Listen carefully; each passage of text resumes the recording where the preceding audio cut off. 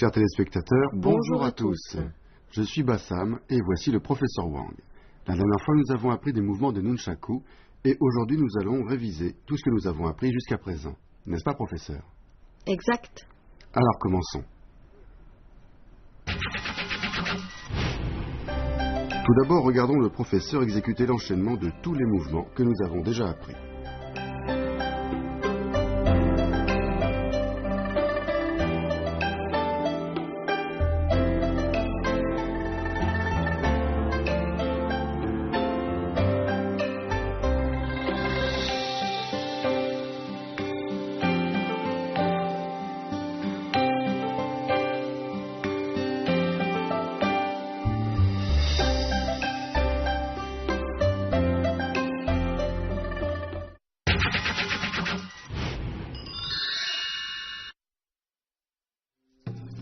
Pour le blocage sous le bras en position arc et flèche, le jeté du bâton B se fait avec le bras parallèle au sol. La force est dirigée vers l'extrémité du bâton. Pour les moulinets, la rotation du bâton a pour centre le poignet. Les mouvements doivent s'enchaîner et se faire d'une seule traite.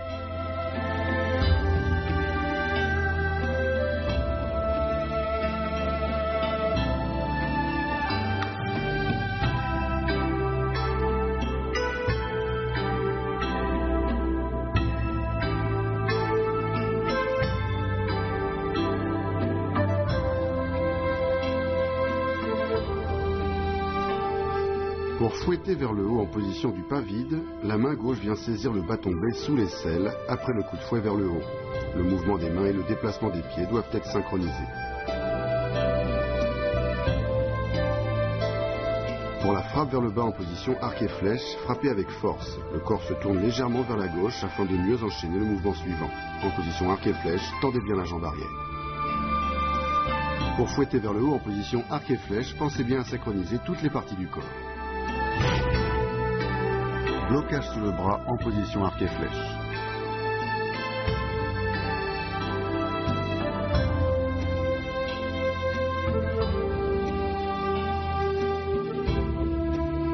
Fouetter vers le haut en position du pas vide.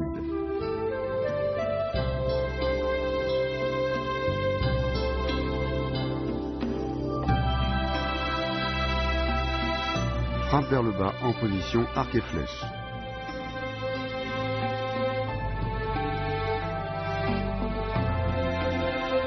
Fouetter vers le haut en position arc et flèche.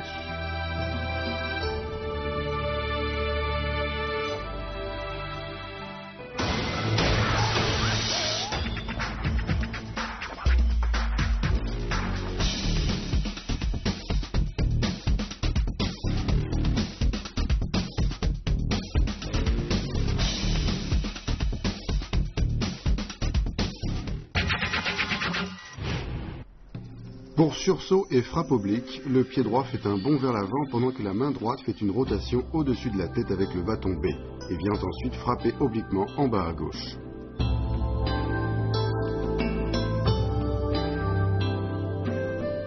Pour l'aigle déploie ses ailes, le corps pivote à 360 degrés vers la droite et l'on prend la position demi-cavalier. Avec la rotation du corps et des hanches, les deux bras s'écartent devant soi, la force est dirigée jusqu'à l'extrémité du bâton B. Pour l'hégémon fait du tambour, la main gauche saisit le bâton en saisie inverse et balaye horizontalement. En même temps, les deux pieds sautent et le corps pivote d'un demi-tour.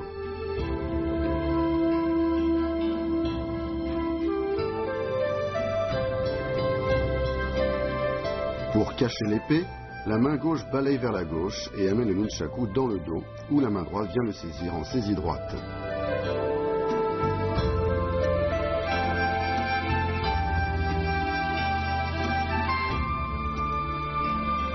Pour la frappe vers le bas en spirale, le corps pivote vers la gauche après le saut. La main vient frapper en bas à gauche en suivant le mouvement du corps.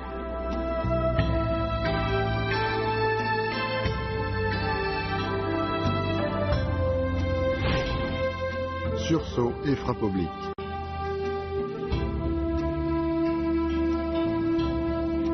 L'aigle déploie ses ailes.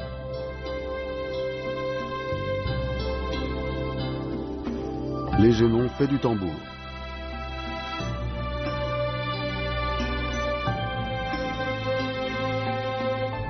Cacher l'épée.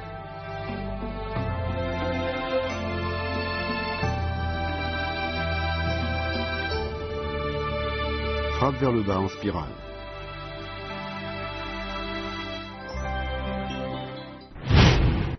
Restez avec nous, nous allons bientôt continuer nos révisions. Professeur, pourquoi la pratique des traolus est-elle importante?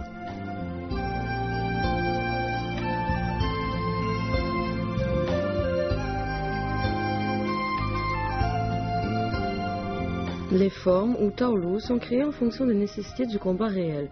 Déplacement, attaque, défense, fluidité d'enchaînement, utilisation de la force se maîtrise dans la répétition.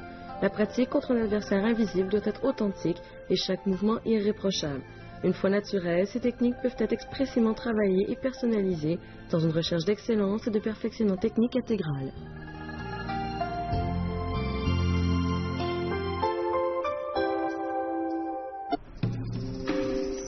Pour la poussée du nunchaku en position arc et flèche, la main gauche saisit le bâton, on se retourne et pousse le nunchaku des deux mains vers le bas.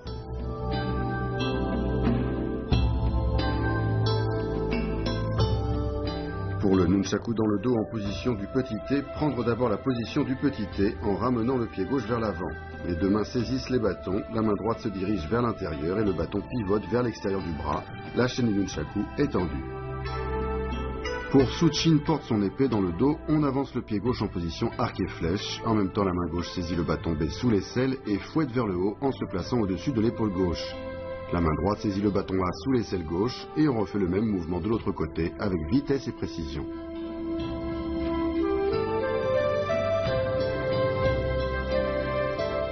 Pour la frappe vers le bas en reculant, le pied droit recule en position du pas vide. En même temps, la main droite frappe vers le bas avec force et vitesse.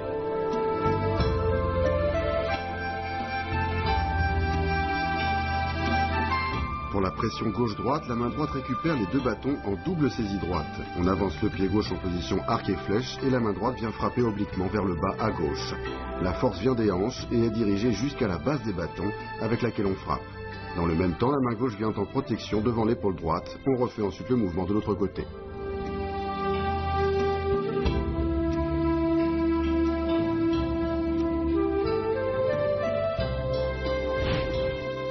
Poussée du nunchaku en position arc et flèche.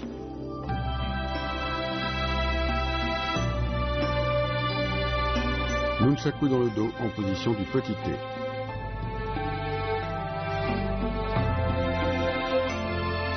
Suchin porte son épée dans le dos.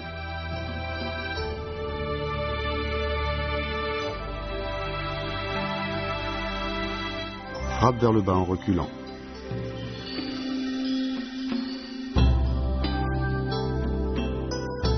Pression gauche-droite.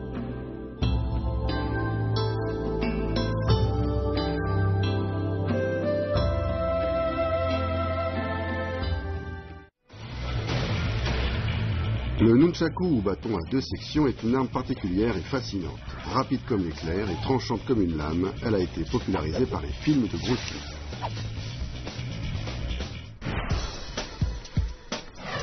Bassam Hayati est tunisien. C'est un grand amateur d'arts martiaux chinois et il a toujours rêvé d'apprendre le nunchaku.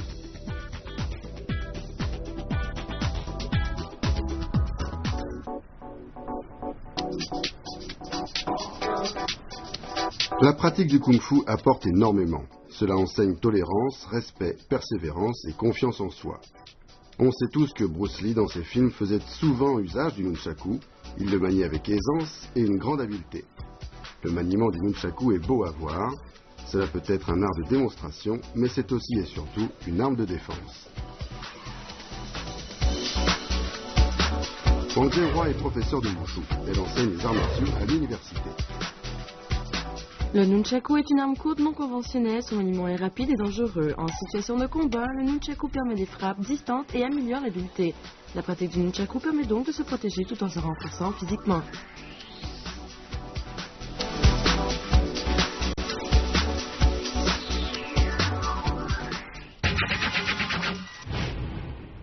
Pour les moulinets et blocages sous le bras, lors des moulinets latéraux alternés, le mouvement du bâton B décrit un 8 horizontal devant soi. Attention à la fluidité d'enchaînement et à la synchronisation des mouvements.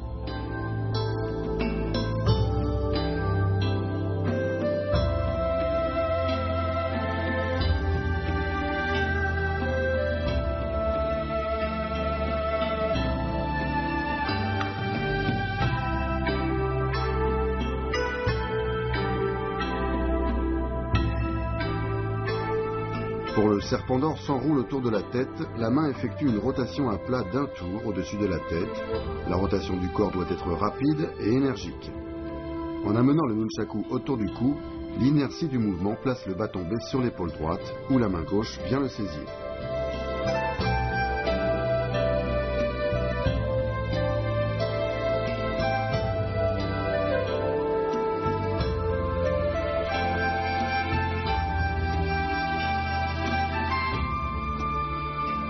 Pour cacher l'épée, le corps pivote sur lui-même. Les pieds gauche et droit s'avancent tour à tour, en position demi-cavalier. Dans le même temps, la main gauche fait un balayage et place le nunchaku dans le dos, où la main droite vient le saisir.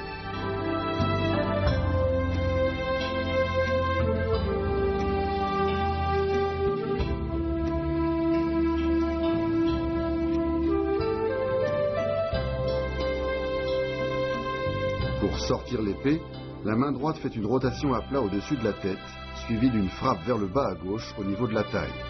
Ensuite, par un mouvement de ressort, la main gauche récupère le bâton B, la main droite vrille et monte au-dessus de la tête, le dos de la main vers le bas, en position de blocage au-dessus de soi, avec la chaîne tendue.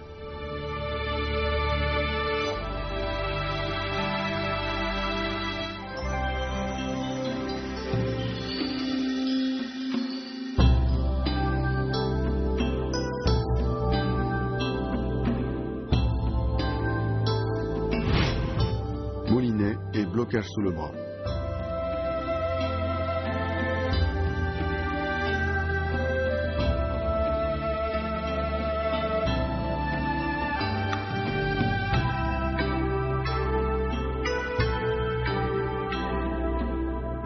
Le serpent d'or s'enroule autour de la tête.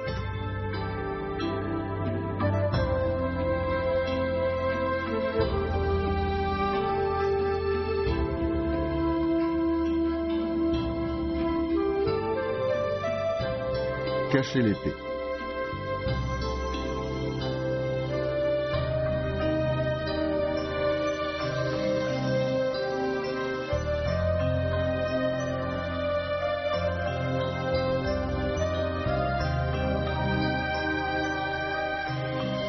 Sortir l'épée.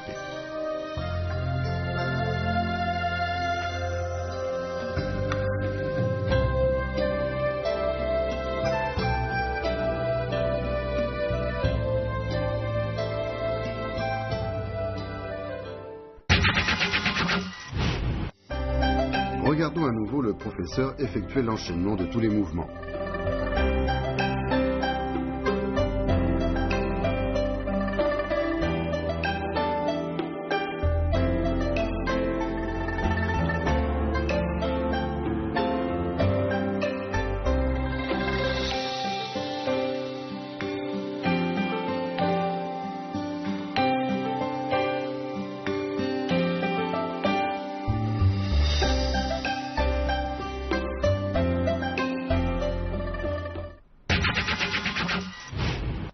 Chers téléspectateurs, j'espère que vous avez bien révisé tous les mouvements d'aujourd'hui.